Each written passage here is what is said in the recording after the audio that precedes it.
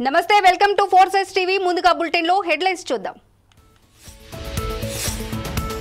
పల్నాడులో రౌడీజం చేస్తే ఊరుకునేది లేదు.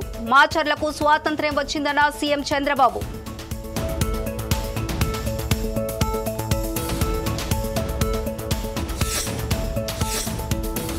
తెలంగాణ హైకోర్టు సీజేతో సీఎం రేవంత్ రెడ్డి భేటీ. మౌలిక వసతుల కల్పన, సిబ్బంది నియామకంపై చర్చ.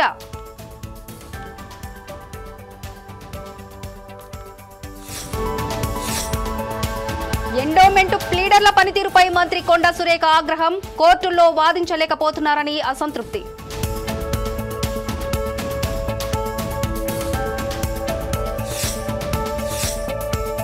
కరీంనగర్లో రద్దీకి అనుగుణంగా లేని ఆర్టీసీ బస్సులు, ప్రమాదకరంగా ప్రయాణిస్తున్న ప్రజలు.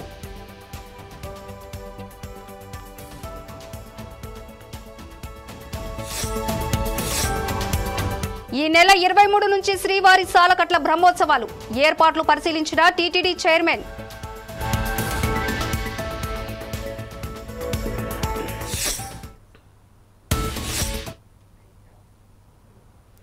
ఆంధ్రప్రదేశ్లో చెత్త రాజకీయాలను కడిగేస్తానని సీఎం చంద్రబాబు అన్నారు. పల్నాడు జిల్లా మాచర్లలో స్వర్ణాంధ్ర స్వచ్ఛాంధ్ర కార్యక్రమంలో ఆయన పాల్గొన్నారు. ఈ సందర్భంగా సీఎం మాట్లాడారు. మాచర్లలో చాలా కాలం ప్రజాస్వామ్యం లేకుండా పోయిందని అన్నారు. కొందరు నేతలు రౌడీజంతో విధ్వంసం చేశారని చెప్పారు. నియోజకవర్గంలో చాలా అరాచకాలు జరిగాయని, మున్సిపల్ ఎన్నికల సందర్భంగా టీడీపీ నేతలు కార్యకర్తలపై దాడి చేశారని ఆగ్రహం వ్యక్తం చేశారు. తాము అధికారంలోకి రాగానే రాయలసీమలో ఫ్యాక్షనిజం లేకుండా చేశానని అన్నారు. ఇక నుంచి పల్నాడులో రౌడీజం చేస్తే ఊరుకునేది లేదని మాస్ వార్నింగ్ ఇచ్చారు. తాను 2014 నాటి సీఎంను కాదని 1995 నాటి సీఎంనంటూ హెచ్చరించారు. గత ప్రభుత్వం చెత్త మీద కూడా పన్ను వేసిందని, చెత్తను కూడా తొలగించలేదని విమర్శించారు. చూస్తున్నాను, ఆ రోజు ఎక్కడో రాజీవ్ గాంధీని హత్య చేస్తే మాచర్లలో ఉండే రౌడీలు, ముఠా నాయకులు ఇక్కడ ప్రజల ఆస్తుల్ని విధ్వంసం చేశారు. అవునా కాదా అని మిమ్మల్ని అడుగుతున్నా.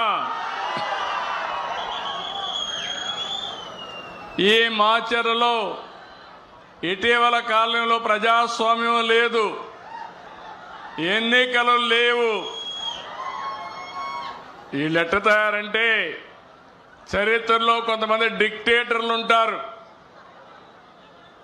వారికి ఏ గతి అయిందో ఇక్కడ కూడా మీ ప్రవర్తన మార్చుకోకపోతే మిమ్మల్ని ప్రజాస్వామ్యం క్షమించదని మరొక్కసారి హెచ్చరిస్తున్నా. ఇన్ని సంవత్సరాల అనుభవం ఉండే నేను ఆత్మకూరులో బాధితుల్ని తీసుకురావాలంటే ఇక్కడికి తీసుకురాలేక గుంటూరులో క్యాంపు పెట్టి, నేను రావాలంటే మా ఇంటికి ఆ రోజు తాళ్లు కట్టి రానియకుండా చేశారు. ఆ రోజే చెప్పా, నా ఇంటికి తాళ్లు కట్టారు కానీ మీ మెడకు ఉరి తాళ్లు వేసుకున్నారు, జాగ్రత్తగా ఉండమని అప్పుడే చెప్పాను. అదే జరిగింది. చాలా అరాచకాలు జరిగాయి. మున్సిపల్ ఎన్నికల్లో ఆ రోజు మన నాయకులు వస్తే వాళ్ళ మీద దాడి చేశారు. అందుకే నేను చెప్తున్నా, రాయలసీమలో ముఠాలు లేకుండా చేశాను. ఈ రోజు చెప్తున్నా, పల్నాడులో ఖబర్దార్ జాగ్రత్తగా ఉండండి. రౌడీజం చేసి, నేరాలు ఘోరాలు చేసి, నేను 14లో ముఖ్యమంత్రి కాదు, 95లో ముఖ్యమంత్రిని. ఆ విషయమే చాలా సందర్భాల్లో చెప్పాను.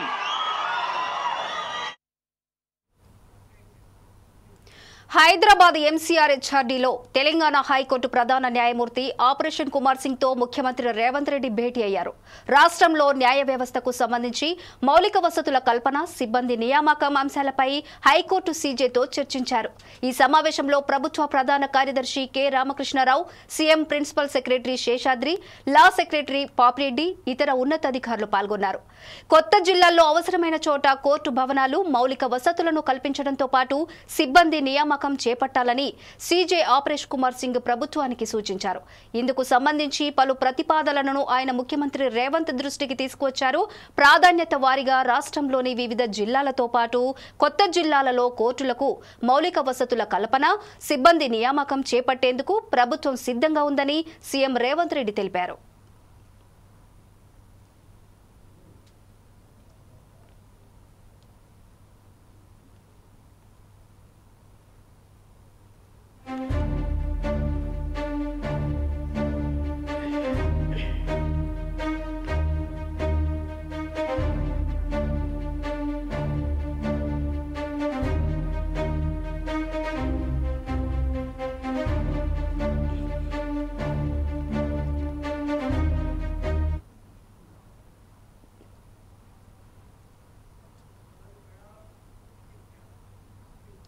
ఎండోమెంట్ ప్లీడర్ల పనితీరుపై దేవాదాయ శాఖ మంత్రి కొండా సురేఖ తీవ్ర ఆగ్రహం వ్యక్తం చేశారు. తెలంగాణ సచివాలయంలో స్టేట్ ఎండోమెంట్ భూముల అన్యక్రాంతానికి సంబంధించి కేసుల పురోగతిపై సమీక్ష నిర్వహించారు.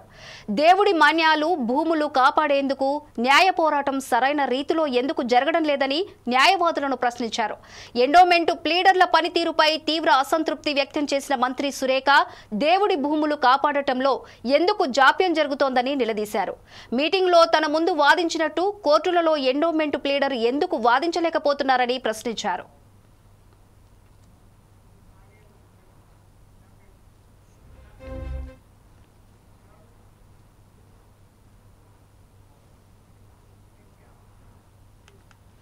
తెలంగాణలో కొత్తగా వాహనాలు కొనుగోలు చేసేవారిపై రోడ్ సేఫ్టీ సేస్ పేరుతో ప్రభుత్వం అదనపు భారం మోపడాన్ని బీఆర్ఎస్ వర్కింగ్ ప్రెసిడెంట్ కేటీఆర్ తీవ్రంగా తప్పుపెట్టారు.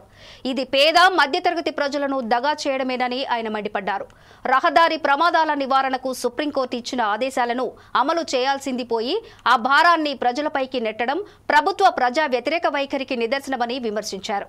రాష్ట్ర బడ్జెట్ నుంచి నిధులు కేటాయించి రహదారుల భద్రతా ప్రమాణాలను పెంచాల్సిన బాధ్యతను విస్మరించి అమాయక ప్రజల నుంచి డబ్బులు వసూలు చేయాలని చూడటం దారుణమని అన్నారు.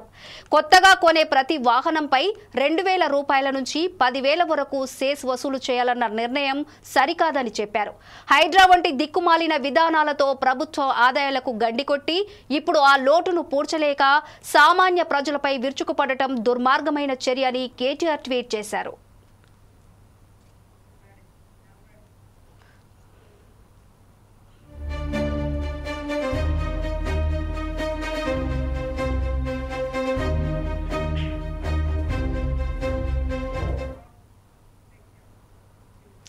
యూసుఫ్గూడ కోట్ల విజయభాస్కర్ రెడ్డి స్టేడియంలో జీహెచ్ఎంసీ పరిధిలోని స్వయం సహాయక మహిళా సంఘాలకు వడ్డీ లేని రుణాలను డిప్యూటీ సీఎం భట్టి విక్రమార్క, మంత్రులు పొన్నం ప్రభాకర్, వివేక్, సీతక్కలు అందజేశారు.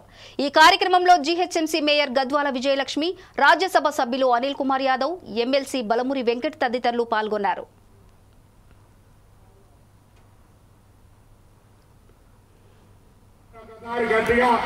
మన గౌరవ ఉప ముఖ్యమంత్రి గారి చెప్పడంతో స్వాగతం చెప్పాల్సింది కోరుతా ఉన్నా. ఎందుకంటే ఈ రాష్ట్రంలో వారి ఆర్థిక శాఖ మంత్రిగా గౌరవ ముఖ్యమంత్రి రేవంత్ రెడ్డి గారి నాయకత్వంలో మహిళా శిశు సంక్షేమ శాఖ మంత్రి సీతక్క గారితో కలిసి ఈ రాష్ట్రంలో ఒక విప్లవాత్మకమైన నిర్ణయాల ద్వారా మహిళలకు న్యాయం చేసేటువంటి ఒక దీక్ష కోరి ఈ 5 సంవత్సరాల కాలంలో 1 కోటి మంది మహిళలను కోటీశ్వరులు చేయాలనే సంకల్పం తీసుకొని ఆ దిశలో కార్యాచరణ తీసుకుపోయి భాగంగా ఈ రోజు హైదరాబాద్ లో ఉన్నటువంటి 31,000 మహిళా సంఘాల్లో పావలా వడ్డీ గత 10 సంవత్సరాలుగా రాలే ఆ పావలా వడ్డీ ఇచ్చే కార్యక్రమాన్ని ఈ రోజు ఇక్కడ ప్రారంభిస్తున్నటువంటి గౌరవ ఉప ముఖ్యమంత్రి గారికి వేదిక మీద పెద్దలందరూ కూడా ధన్యవాదాలు తెలియజేస్తా ఉన్నా. ఈ రోజు ధైర్యంగా మహిళలకు మేమున్నామని చెప్పేటువంటి మా నాయకురాలు సోనియా గాంధీ గారి పార్టీగా, కాంగ్రెస్ పార్టీగా ఆనాడు ప్రధానమంత్రి ఇందిరాగాంధీ వారసులంగా కర్ణాటక ప్రభుత్వం ఆల్మట్టి డ్యాం ఎత్తును పెంచేందుకు కుట్రలు చేస్తోందని ఎమ్మెల్సీ కవిత ఆరోపించారు. బంజారాహిల్స్లోని తెలంగాణ జాగృతి కార్యాలయంలో ఆమె మీడియాతో మాట్లాడారు. కృష్ణా జలాల విషయంలో ఉమ్మడి ఆంధ్రప్రదేశ్లో ఆల్మట్టి ఎత్తు పెంచకుండా నాటి ప్రభుత్వాలు సుప్రీంకోర్టుకు వెళ్లి స్టే తెచ్చారని గుర్తు చేశారు. కానీ ప్రస్తుతం ఆ స్టేను ఉల్లంఘిస్తూ ఆల్మట్టి ప్రాజెక్టు ఎత్తు పెంపునకు భూ సేకరణ చేసేందుకు సిద్దమయ్యారని తెలిపారు. రాష్ట్రానికి జరుగుతున్న నష్టాన్ని కృష్ణా ట్రైబ్యునల్ అధికారులకు వివరించాలని కవిత డిమాండ్ చేశారు. ఆల్మట్టి డ్యాం ఎత్తు పెంచితే తెలంగాణ కృష్ణ పరివాహక ప్రాంతం ఎడారిలా మారి క్రికెట్ ఆడుకునుడు తప్ప చేసేదేమీ లేదని కవిత అన్నారు. అత్యంత కీలకమైనటువంటి జలవనరు మనకు కృష్ణా నది. దక్షిణ తెలంగాణలో ఉండేటటువంటి 5 జిల్లాలకు మహబూబ్ నగర్, రంగారెడ్డి, నల్గొండ, సగం ఖమ్మం, హైదరాబాదు వీటన్నిటికీ కూడా ప్రాణదాయినిగా మనకు కృష్ణానది జలాలు ఉంటాయి. మరి వాటి కోసం మనము నిరంతరం పోరాటం చేస్తూ వచ్చినాం. తెలంగాణ ఉద్యమ సందర్భంలో కూడా ప్రధానంగా జల సాధన విషయంలోనే మనము ఉద్యమాన్ని నిర్మించుకోవడం జరిగింది. అది ప్రజలందరికీ తెలిసిన విషయమే. అదేవిధంగా ఉమ్మడి ఆంధ్రప్రదేశ్ ఉన్నటువంటి సందర్భంలో కూడా నదీ జలాల పంపిణీ విషయంలో, ప్రత్యేకించి కృష్ణానది విషయంలో కూడా మరి అనేక సందర్భాల్లో చర్చించి ఫైట్ చేసినటువంటి విషయాన్ని కూడా ప్రజలందరూ గమనించుకోవాలి. మరి ఆనాడు ఉమ్మడి ఆంధ్రప్రదేశ్లో ఉన్నప్పుడే మనకు ఇబ్బంది అవుతుంది కృష్ణానది కర్ణాటకను దాటి రావడం అని చెప్పి పెద్ద ఎత్తున సుప్రీంకోర్టులో కేసేస్తే ఆల్మట్టి డ్యామ్ హైట్ పెరగకుండా ఉమ్మడి ఆంధ్రప్రదేశ్లోనే మనందరికీ కూడా స్టే వచ్చింది. అటువంటి స్టే సీఎం రమేష్ పెట్టిన అక్రమ కేసులకు భయపడేది లేదని అన్నారు బీఆర్ఎస్ మాజీ ఎమ్మెల్యే గాదరి కిషోర్. గతంలో కేటీఆర్ పై సీఎం రమేష్ చేసిన ఆరోపణలు ఖండిస్తూ అభ్యంతరకర వ్యాఖ్యలు చేశారని కిషోర్ కుమార్ పై జూబ్లీ హిల్స్ పిఎస్లో కేసు నమోదైంది. ఈ కేసు విచారణకు ఆయన హాజరయ్యారు. ఈ సందర్భంగా తాను తెలంగాణ ఉద్యమంలో 172 కేసులు, 6 నెలలు జైలుకు పోయిన నికార్సైన ఉద్యమకారుణ్ణి అని చెప్పారు. బీజేపీ, కాంగ్రెస్ కలిసి కుమ్ముక్కై ఎన్ని కేసులు పెట్టినా మీకు భయపడేది లేదని అన్నారు. తమ పార్టీ నాయకుల గురించి పిచ్చి పిచ్చి వ్యాఖ్యలు చేస్తే సీఎం అయినా ఎంపీ అయినా తప్పకుండా తిప్పికొడతానని హెచ్చరించారు. రాజకీయ వ్యభిచారైనటువంటి సీఎం రమేష్ ఇష్టం వచ్చినట్టుగా అనుచిత వ్యాఖ్యలు చేసేటువంటి సందర్భంలో మా నాయకుని, మా వర్కింగ్ ప్రెసిడెంట్ని ఎట్లా మాట్లాడుతావు నువ్వు, ఇది సరైన పద్ధతి కాదు అని చెప్పేసి ఆయన వ్యాఖ్యలను ఖండిస్తూ నేను చేసినటువంటి ప్రెస్ మీట్లో విమర్శలను సాకుగా చూపిస్తూ జూబ్లీస్ పిఎస్లో కేసు పెట్టడం సీఎం రమేష్ గారు. ఆ క్రమంలో జూబ్లీస్ పిఎస్లో ఎఫ్ఐఆర్ నమోదు చేసి 35B BNS కింద నాకు ఈరోజు నోటీసులు ఇచ్చి విచారణకు హాజరు కావాల్సిందిగా వారు రమ్మన్నారు. సరే, భారతీయ చట్టాల మీద గౌరవంతో 10 సంవత్సరాలు తుంగతుర్తి నియోజకవర్గ ప్రజల ఆశీర్వాదంతో శాసనసభ్యులుగా, చట్టసభలో పనిచేసినటువంటి వ్యక్తిగా చట్టాలను గౌరవించాల్సినటువంటి బాధ్యత ఒక భారతీయ పౌరునిగా నా మీద ఉంది. కాబట్టి 100% వారికి సహకరించడానికి సిద్ధంగా ఉండి ఈరోజు జూబ్లీహిల్స్ పిఎస్ పోవడం కోసం బయలుదేరుతా ఉన్నాం. తిరుమల శ్రీవారి సాలకట్ల బ్రహ్మోత్సవాలకు టీటీడీ అన్ని ఏర్పాట్లను పూర్తి చేసింది. ఈ నెల 23 నుంచి అక్టోబర్ 2 వరకు అంగరంగ వైభవంగా ఉత్సవాలను నిర్వహించనున్నారు. ఈ 9 రోజులు శ్రీవారు ప్రతిరోజు ఒక్కో వాహనంపై తిరుమల మాడవీధుల్లో భక్తులకు దర్శనమివ్వనున్నారు. బ్రహ్మోత్సవాల ఏర్పాట్లను టీటీడీ చైర్మన్ బీఆర్ నాయుడుతో పాటు ఈవో అనిల్ కుమార్ సింగల్, అదనపు ఈవో వెంకయ్య చౌదరి పరిశీలించారు. ఈ నెల 24న ధ్వజారోహణ కార్యక్రమం జరగనుంది. అదే రోజు రాత్రి 9 గంటలకు శ్రీవారిని పెద్దశేష వాహనంపై ఊరేగీయనున్నారు. బ్రహ్మోత్సవాల్లో భాగంగా ప్రతిరోజు ఉదయం 8 నుంచి 10 గంటల వరకు, సాయంత్రం 7 గంటల నుంచి 9 గంటల వరకు వాహన సేవలుంటాయి. 4000 సీసీ కెమెరాలతో తిరుమల తిరుపతిలో బ్రహ్మోత్సవాల వేళ నిరంతర నిఘా ఏర్పాటు చేశారు. మరోవైపు ఇప్పటికే శ్రీవారి సాలకట్ల బ్రహ్మోత్సవాలకు హాజరు కావాలని ఏపీ సీఎం చంద్రబాబును టీటీడీ చైర్మన్ బీఆర్ నాయుడు కలిసి ఆహ్వాన పత్రిక అందజేశారు.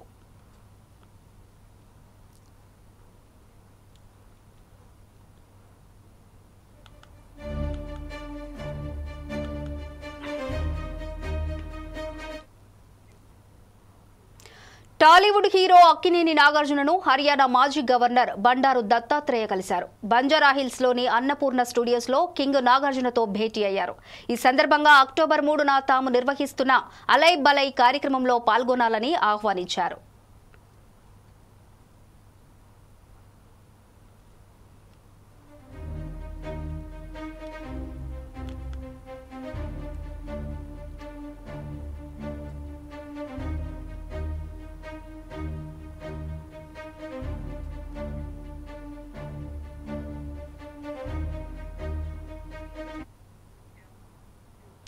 బీజేపీ కేంద్ర కమిటీ దేశవ్యాప్తంగా నిర్వహిస్తున్న సేవాపక్షం కార్యక్రమంలో మల్కాజ్గిరి ఎంపీ ఈటల రాజేందర్ పాల్గొన్నారు.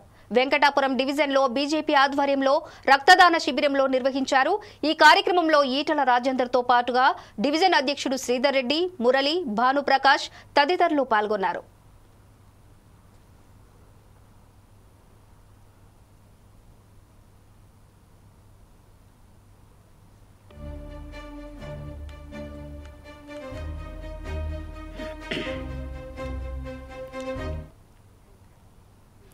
ఆర్టీసీ బస్సుల్లో ప్రయాణం సురక్షితమని నమ్మి బస్సుల్లో ప్రయాణించే వారికి ఇప్పుడు ప్రాణాలు అరచేతుల్లో పెట్టుకుని ప్రయాణిస్తున్నారు. ప్రతి బస్సులో కూడా కెపాసిటీకి మించి జనాలు ఎక్కుతున్నారు.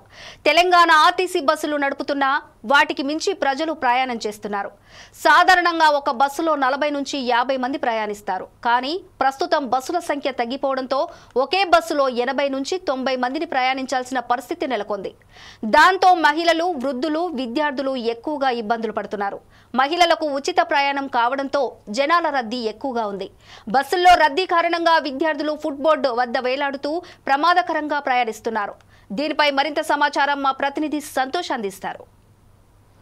ఆర్టీసీ బస్సుల్లో ప్రయాణం సురక్షితం, గమ్యస్థానాలకు చేరాలి. తమ ప్రయాణికులు సురక్షితంగా గమ్యస్థానాలకు చేరుకోవాలంటే ఆర్టీసీ బస్సు ప్రయాణం సురక్షితంగా చేరుకోవచ్చనే నానుడు ఇప్పుడు పూర్తిగా భిన్నంగా మారిందని చెప్పుకోవచ్చు. ఎందుకనంటే రాష్ట్రంలోని రవాణా శాఖకు సంబంధించినటువంటి రోడ్ ట్రాన్స్పోర్ట్ కార్పొరేషన్ ఆర్టీసీ బస్సుల్లో ప్రయాణికులు ప్రయాణించాలంటే మాత్రం భయానకంగా మారిందనే పరిస్థితులు భయానకంగా మారాయనే విషయం చాలా స్పష్టంగా తెలుస్తుంది. మనం ప్రస్తుతం కరీంనగర్ కేంద్రంలో ఉన్నటువంటి ఒక ordinary bus Palle Velugu bus వద్ద అయితే ఉన్నాం. ఇక్కడ చూసుకోవచ్చు చాలామంది విద్యార్థులు కూడా సీట్స్ ఖాళీ లేకపోవడం వల్ల ఇక్కడ చాలామంది ఇబ్బందులు ఎదుర్కొంటున్నారు. చాలామంది విద్యార్థులు అయితే రోడ్లపైన ఇక్కడ సైడ్కి ఫుట్బోర్డ్ పైన అయితే నిల్చున్నారు. విద్యార్థులందరూ కూడా సీట్స్ ఖాళీ లేవు. పరిమితికి మించి సీట్లలో ఎక్కడ కూడా పరిమితికి మించి ప్యాసింజర్లను ఎక్కించుకోవడం వల్ల ప్రయాణికులు అయితే చాలా ఇబ్బందులు ఎదుర్కొంటున్నారు. ఇక్కడ ఒక ప్రయాణికుడు ఉన్నాడు. బ్రదర్ చెప్పండి, మీరు ప్రతిరోజు ఎక్కడి నుంచి ఎక్కడ ప్రయాణిస్తారో, అసలు మీకు ఎట్లాంటి ఇబ్బందులు ఉన్నాయి? కరీంనగర్ టు సిరిసిల్ల మా డ్యూటీ. ఇప్పుడు ఉస్నాబాద్ నుండి రావాలంటే పబ్లిక్ రావడానికి వరకు బస్సులు అవైలబుల్ లేవు. ఈ కాలేజీ పిల్లలు చేయబట్టి మాకు లాంగ్ పోయే వాళ్ళకి ఇబ్బంది అవుతుంది. కాలేజీ వాళ్ళకు సపరేట్గా బస్సులు వాగేశ్వర్ వరకు 7:30 నుండి 9 గంటల వరకు ఒక 3-4 బస్సులు వాళ్ళకు సపరేట్ వేయాలనేది మా కోరిక. మాకు ఇబ్బంది అవుతుంది రోజు. చెప్పండి, ఇక్కడ విద్యార్థులు కూడా ఉన్నారు. అమ్మ, మీరు రోజు ఎక్కడి నుంచి ఎక్కడికి వెళ్తారు? అసలు బస్సుల్లో సీట్స్ కూడా ఏమి ఉండవు, బస్సులలో అయితే సీట్స్ ఉండవు. మీరు ఎక్కడి నుంచి వస్తున్నారమ్మా? మీరు కరీంనగర్. ఎక్కడికి వెళ్ళాలి మీరు? చిరుమామిడి. అంటే రోజు మీ పరిస్థితి ఇట్లానే ఉంటుంది? ఇదే డోర్ల మిన్నే అవుతుంది పరిస్థితి. బస్సులు తక్కువైపోయినాయి, మాకు ప్రాబ్లం అవుతుంది చాలా. ఎట్లా మరి? అంటే మీ పరిస్థితి ఏంటంటే మీరు ఏం కావాలనుకుంటున్నారు? ఇట్లా రోజు ప్రయాణించాలంటే ఇబ్బంది కదా. ఏదైనా ప్రమాదం జరిగితే ఎవరు కారణం? దానికి బాధ్యతలు ఎవరు? అసలు ఆర్టీసీ బస్సులు పెంచాలండి, తీసేసిరు. దానివల్ల ప్రాబ్లం అవుతుంది. 15 మినిట్స్కి ఉండే బస్ కాస్త ½ అవర్ అయినా ఉండట్లేదు, 1 అవర్ అయినా ఉండట్లేదు. ఈ కాలేజ్ టైంలో, ఆఫీస్ టైంలోనే ప్రాబ్లం అవుతుంది. మిగతా టైంలో బాగానే ఉంటుంది. అసలు ఉండాల్సిన టైంలో ఉండట్లేదు బస్సులు. మొత్తంగా చూసుకున్నట్లయితే మాత్రం ఆర్టీసీ బస్సుల్లో ప్రయాణించే ప్రయాణికులైతే ఇబ్బంది పడుతున్నారనే విషయం చాలా స్పష్టంగా తెలుస్తుంది. దీనిపైన రాష్ట్ర ప్రభుత్వం వెంటనే చర్యలు తీసుకోవాలి. ప్రయాణికులకు సరిపడాటువంటి బస్సులను కూడా పెంచాలనే విషయం ప్రయాణికులు కూడా స్పష్టం చేస్తున్నారు. మరి నిబంధనలు కేవలం ప్రైవేట్ వాహనాలకే వర్తిస్తాయా, ప్రభుత్వ వాహనాలకు వర్తించవా అంటే దీనికి కారణం నిర్లక్ష్యం. రవాణా శాఖ కూడా కొంతవరకు నిర్లక్ష్యం వహిస్తుందని చెప్పుకోవచ్చు. ఎందుకనంటే ప్రభుత్వ ఓన్లీ ఖాళీ ప్రైవేట్ వాహనాలపైన అయితే ఫైన్లు లేదనంటే ట్యాక్సెస్ అయితే వసూలు చేస్తుంటారు. కానీ ప్రభుత్వ వాహనాలను ఎందుకు ఇలా పట్టించుకోవట్లేదు? నిబంధనలు అనేటివి కేవలం ప్రైవేట్ వాహనాలకే వర్తిస్తాయా, ప్రభుత్వ వాహనాలకు వర్తించవా అనే ఒక ప్రశ్నలు అయితే తలెత్తుతున్నాయి. మొత్తంగా చూసుకున్నట్లయితే మాత్రం గతంలో కూడా కొండగట్టు ఇన్సిడెంట్ చూసుకుంటే కూడా ఇప్పటి వరకు సుమారు 75 నుంచి 90 మంది మృతి చెందినటువంటి చాలా బాధాకరమైన ఘటన కొండగట్టు బస్సు సంఘటన. అయితే ఎంతోమంది మృతి చెందారు. చాలామంది కుటుంబాల్లో అయితే విషాద ఛాయలు అలుముకున్నాయి. చాలామంది కుటుంబాలు అయితే అనాథలుగా మారాయి. ఇట్లాంటి ఘటనలు జరిగినా కూడా ఆర్టీసీ వ్యవస్థకు ఎందుకు అసలు కళ్ళు తెరుచుకోవట్లనే భావనలు కూడా వస్తున్నాయి. అప్పుడు చనిపోయిన వారికి కూడా ఇప్పటికీ ఆ ప్రభుత్వం ప్రకటించినటువంటి ఎక్స్గ్రేషియా ఏదైతే ఉంటుందో ఇప్పటి వరకు కూడా కొంతమందికి ఆ ఎక్స్గ్రేషియా అందలేదు. ఇకపై అయినా కనీసం ఆర్టీసీ సంస్థ పైన ప్రభుత్వం కళ్ళు తెరిచి ప్రయాణికులకు సరిపడా బస్సులను, ప్రయాణికులు ఎట్లాంటి సమస్యలు ఎదుర్కోకుండా తమ గమ్యస్థానాలకు సురక్షితంగా చేరుకునే విధంగా చర్యలు తీసుకోవాలని ప్రజలైతే భావిస్తున్నారు. కెమెరామ్యాన్ శ్రీకాంత్తో రిపోర్టర్ సంతోష్ కుమార్, కరీంనగర్ నుంచి 4 Sides న్యూస్. మారాలని ప్రధాని మోదీ అన్నారు. గుజరాత్ భావ్నగర్లో పర్యటించిన ప్రధాని మోదీ 34,200 కోట్ల అభివృద్ధి పనులకు శంకుస్థాపన చేశారు. అనంతరం భావ్నగర్లో ఏర్పాటు చేసిన సముద్ర సే సమృద్ధి కార్యక్రమంలో పాల్గొన్నారు. భారతదేశం ప్రపంచం ముందు బలంగా నిలబడాలని అన్నారు. భారతదేశ సామర్థ్యాలకు కొరత లేదన్న మోదీ స్వాతంత్ర్యం తర్వాత కాంగ్రెస్ భారతదేశం యొక్క మొత్తం సామర్థ్యాన్ని విస్మరించిందని చెప్పారు. అందుకే స్వాతంత్ర్యం వచ్చి 6 నుంచి 7 దశాబ్దాలు గడిచినా భారతదేశం మనం పొందవలసిన విజయాన్ని సాధించలేకపోయిందని అన్నారు. దీనికి 2 ప్రధాన కారణాలున్నాయి. చాలా కాలంగా కాంగ్రెస్ ప్రభుత్వం దేశాన్ని లైసెన్స్ కోటా రాజులో చిక్కుకుని ప్రపంచ మార్కెట్ నుండి వేరు చేసిందని మోదీ అన్నారు. लेकिन आजादी के बाद कांग्रेस ने भारत के हर सामर्थ्य को नजरअंदाज किया. इसलिए आजादी के 6-7 दशकों बाद भी भारत वो सफलता हासिल नहीं कर पाया जिसके हम हकदार थे. इसके 2 बड़े कारण रहे. लंबे समय तक कांग्रेस सरकार ने देश को लाइसेंस कोटा राज में उलझाए रखा. दुनिया के बाजार से अलग थलग रखा. और फिर जब ग्लोबलाइजेशन का दौर आया तो सिर्फ इंपोर्ट का ही रास्ता पकड़ लिया गया और उसमें भी हजारों लाखों करोड़ों के घोटाले कर दिए गए. कांग्रेस सरकारों की नीतियों ने देश के नौजवानों का बहुत नुकसान किया. ఉన్నత ఉద్యోగాలు చేయడం కోసం అమెరికా వెళ్లాలని భావిస్తున్న భారతీయుల కలల మీద నీళ్లు కుమ్మరించారు అమెరికా అధ్యక్షుడు Donald Trump.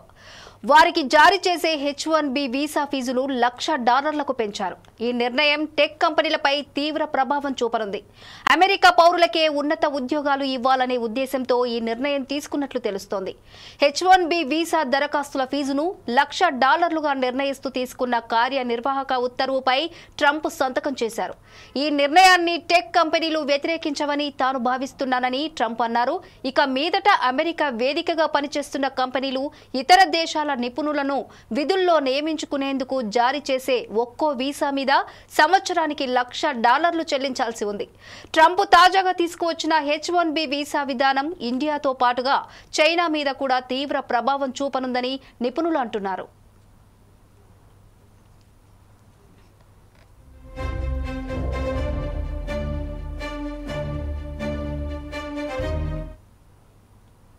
President, one of the most abused visa systems in our current immigration system has been the H-1B non-immigrant visa program. This is supposed to allow highly skilled laborers who work in fields that Americans don't work in to come into the United States of America. What this proclamation will do is raise the fee that companies pay to sponsor H-1B applicants to $100,000. This will ensure that the people they're bringing in are actually very highly skilled and that they're not replaceable by American workers. So it'll protect American workers, but ensure that companies have a pathway to hire truly extraordinary people and bring them to the United States to work. We need workers. We need workers. We need great workers. And this pretty much ensures that that's what's going to happen. I think, Sean, do you agree with that? Well, they're $100,000 per year. So the whole idea is no more will these big tech companies or other big companies train foreign workers. They have to pay the government $100,000, then they have to pay the employee. So it's just not economic. If you're going to train somebody, you're going to train one of the...